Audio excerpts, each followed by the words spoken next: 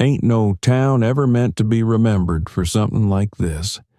But Villisca, Iowa? It ain't just remembered. It's haunted.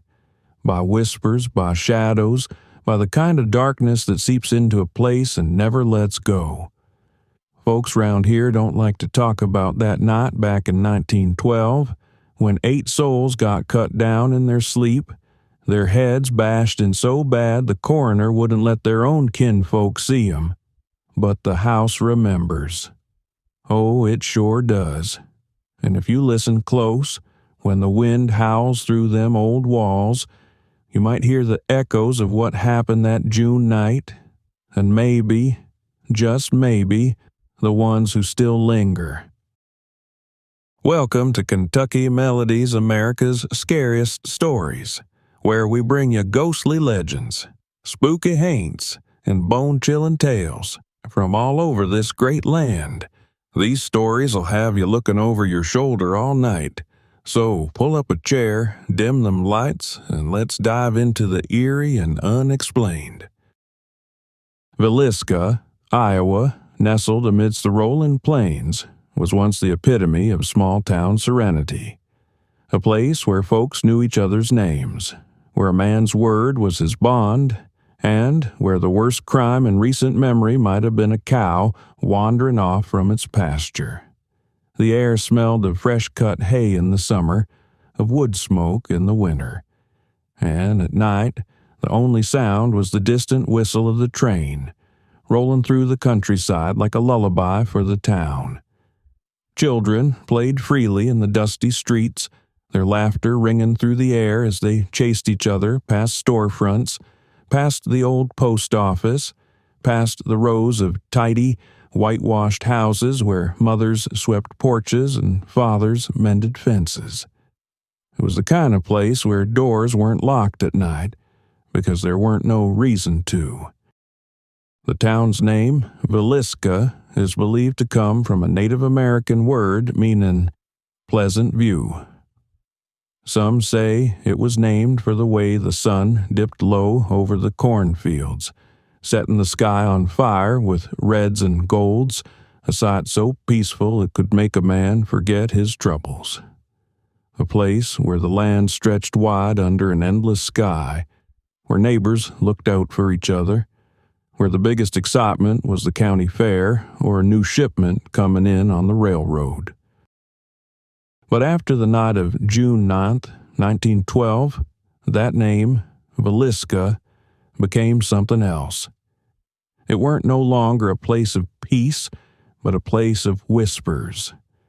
The train still passed through, but now it carried stories of death, of horror, of a crime so savage folks could hardly speak of it. Strangers started coming, not to settle, but to stare, their eyes full of something between fear and morbid curiosity. Doors that had never known a lock were bolted shut at night. The streets, once filled with play, grew silent after dark. The land still stretched wide, the sky still endless, but now there was a shadow over Villisca, one that time couldn't shake, one that settled heavy in the bones of the town like a sickness. The name Villisca had been carved into the annals of American horror, and no matter how many years passed, that darkness never did fade. At the heart of Villisca stood a modest white-frame house at 508 East 2nd Street, home to Josiah Joe Moore, his wife Sarah, and their 4 children, Herman, Catherine, Boyd, and Paul. The Moores were well regarded in the community. Josiah was a successful businessman, and Sarah was active in their church. Their home, filled with love and laughter, became the unsuspecting stage for an unfathomable tragedy. June 9th, 1912, was a Sunday, a day of rest, of church bells ringing through the streets, of neighbors exchanging warm smiles under the Iowa sun. In Villisca, it was also Children's Day, a special service at the Presbyterian Church, where young'uns recited Bible verses and sang hymns, their voices rising up toward heaven like a prayer for the town's bright future. Sarah Moore, ever active in the church, had spent weeks helping organize the event, and that night she and her husband Josiah sat proudly in the pews watching their 4 children, Herman, Catherine, Boyd, and little Paul, beam with excitement as they took part in the service. Among the congregation were 2 sisters, Lena and Ina Stillinger, friends of the Moore children. They'd come to town to visit and, at the last minute, got invited to spend the night at the Moore house, rather than making the trip back home in the dark. It seemed like a simple, innocent decision, one that shouldn't have meant a thing. But, instead, it sealed their fate. When the service ended, the families exchanged good nights, the Moores and the Stillinger girls heading off down the dimly lit streets toward home. The gas lamps flickered as they passed, a summer breeze rustling the leaves, carrying the scent of fresh-cut grass. It was near 9:45 p.m. when they stepped inside their house at 508 East 2nd Street. And somewhere in the darkness, someone was already waiting for them. The Moore home was a simple place, 2 stories, white wooden siding, a warm and welcoming sight to any passer-by. But that night there was something else inside them walls, something hiding. Investigators later reckoned the killer had slipped in while the family was at church, settling into a cramped attic space, crouching there in the blackness, breathing quiet as a whisper while he waited for the house to sleep. The thought of it alone is enough to turn a man cold. Imagine coming home, locking the door, feeling safe, all while something evil is sitting just above your head, listening to your every word, gripping an axe with hands eager to use it. Sometime after midnight, when the last candle had been blown out and the house had settled into deep silence, the killer made his move. He slipped out of the attic, taking Josiah's own axe from where it rested outside, and climbed the stairs to the master bedroom. He started with Josiah. The first blow crashed down with such force it caved in his skull. The second was worse, then another, and another. Blood splattered the walls, soaked into the mattress. His wife Sarah barely had time to wake before the same fate met her. Then came the children. One by one, the monster moved through the house, entering each room, lifting the axe high above his head, bringing it down with brutal, merciless force. He didn't just kill them, he obliterated them. Some of their skulls were so damaged, their faces weren't even recognizable. By the time he reached the guest room where Lena and Ina Stillinger lay, the axe dripped with the blood of the innocent. The youngest, Ina, never knew what hit her, a quick, brutal end. But Lena woke up. Her body was found sideways on the bed, her arms raised defensively, as if she'd fought back. There was blood on her hands, a deep cut on her arm. The coroner believed she'd been awake for at least a moment, long enough to see what was happening, to know she was about to die. Some reports suggested her nightgown was pulled up, her body positioned unnaturally. Some say she was the only one the killer took his time with. When it was all over, the killer weren't satisfied just leaving a house full of bodies. He covered the mirrors and the windows, draping them in cloth, in blankets, in whatever he could find. Some believe he did it out of shame, not wanting to see his own reflection staring back at him. Others say it was something older, something darker, an old belief that the dead souls get trapped in mirrors. He even covered the bodies, laying sheets over them like some twisted attempt at kindness. Then, just before leaving, he did something truly bizarre. He left a plate of food on the table, an untouched meal, as if he'd sat down and tried to eat in the house of the dead. Next to it, he left a bowl of bloody water used to wash his hands. And the axe? He left it in the guest room, still soaked in blood, its handle smeared with the remnants of the souls it had stolen. By the time the town woke up, the Moore family and the Stillinger girls were gone, and the house, it would never be the same again. The heinous nature of the crime led to numerous theories and suspects, but none were definitively proven guilty. Among them was Reverend George Kelly, a traveling minister with a history of mental instability and sexual deviance. He had attended the Children's Day program and left town abruptly the next morning. Kelly confessed to the murders but later recanted, and 2 trials resulted in acquittal. Another suspect was Frank F. Jones, a local businessman and a state senator who had a falling out with Josiah over business matters and rumored personal grievances. However, no concrete evidence linked Jones to the crime. William Mansfield, suspected of similar axe murders, and Henry Lee Moore, no relation, who had killed his own family with an axe, were also considered but never charged. The lack of forensic technology at the time and the compromised crime scene hindered the investigation, leaving the case unsolved. In the years following the murders, the Moore house rotted in silence, its walls holding on to secrets the dead couldn't speak. Folks walked a little faster past it, kept their eyes straight ahead, didn't dare look at them upstairs windows after dark. The house itself seemed wrong, like it knew something the rest of the town didn't. Then the whispers started. First, it was just small things. Neighbors swore they saw flickers of movement behind the curtains, even when the place was empty.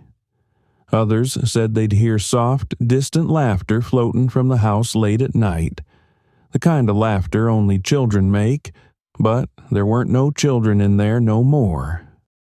And then things got worse. Doors slammed shut on their own. Footsteps echoed through empty halls. The air inside turned thick and heavy, like it didn't want you breathing it in. Some folks who stepped inside claimed their skin prickled with a feeling like they were being watched. Others said they'd feel a cold, unseen hand brush against them when there weren't nobody near.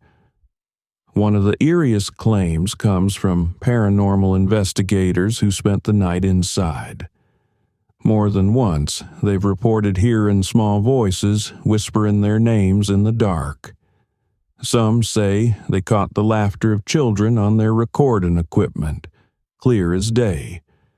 But when they played it back, there was something else mixed in, a deep, ragged breathing sound, like something lurking just out of sight. Objects move on their own. A lamp, sitting solid as can be, suddenly topples over with no one near it. A ladder, leaning safe against the wall, slams to the ground like something pushed it. Some folks even say they've seen shadows moving in the house, darting from room to room, just out of reach. But the worst part? The attic. It was in that attic, some believe, where the killer hid before striking. And whatever was up there ain't left. More than one visitor has reported hearing slow, deliberate footsteps creaking from above. But when they go to check, ain't nothing there. Some investigators have braved sitting in that attic alone, in the dark, asking questions into the silence. And sometimes the silence answers back. Some say it's the spirits of the Moore children, trapped in the place where they were taken too soon. Others reckon it's something darker, something older than the house itself, something that fed off the horror that night and never left. One thing's for sure. If you stay in that house long enough, you don't leave alone. The Villisca Axe Murder House has been featured in countless paranormal investigations, documentaries, and TV shows, each one leaving with the same conclusion. Something unnatural lingers there. Some folks visit looking for proof or a story to tell, but others leave with something they can't explain. And some of them, they don't leave at all. Nowadays, the Villisca Axe Murder House stands like a ghost of its former self, a place frozen in time, stuck in the horror of that June night over a century ago. Folks come from all over, hoping to catch a glimpse of something unnatural, something that don't belong in this world. The house has been restored to look just like it did back in 1912, down to the old furniture, the oil lamps, and the uneasy silence that seems to sit heavy in the air. By day, it welcomes visitors, letting them walk through them same rooms where 8 souls were taken in their sleep. But by night, that's when the real brave or the real foolish come knocking. See, the house don't just stand still, it remembers. And if you spend the night inside, laying in the dark, listening to the creaks and whispers that seem to come from nowhere, you might just feel it remembering you too. Some folks leave with stories of voices, shadows, cold touches on their skin. Others leave without sleep, without answers. And some, they leave in a hurry, refusing to say what they saw. For some reason, or maybe because of it, people keep coming back. It ain't just curiosity. It's something deeper, darker, something calling folks inside. The Villisca Axe murders still stand as one of the most chilling, blood-curdling, unsolved crimes in America. A reminder that evil don't just hide in big cities or in the stories folks tell round the fire. It can slip into the quietest of places, right through the front door, right into your own home. The unanswered questions still hang in the air, tangled up with the restless spirits that might still be waiting for justice, or something else. One thing's for sure. Villisca ain't just a name on a map no more. It's a wound that never healed, a whisper on the wind, a shadow that won't fade. And long after we're gone, that little house on 2nd Street will still be standing, watching. What do you reckon drove the killer to do what they'd done? Was it pure madness or something else? Something evil whispering in the dark? Do you think the case went cold because the world back then just didn't have the tools to solve it? Or was there something more sinister at work, keeping the truth buried? And most important of all, do you believe the Moore family and them Stillinger girls still linger inside that house, searching for peace or something more? Leave your comments and tell us what you think. If you love a good mystery, one that ain't quite done with the living yet, hit that subscribe button and join Kentucky Melody next time for another story, another shadow, another place where the past still speaks. But be careful now. Some stories don't just stick with you. They follow you home. So y'all sleep tight tonight, if you can.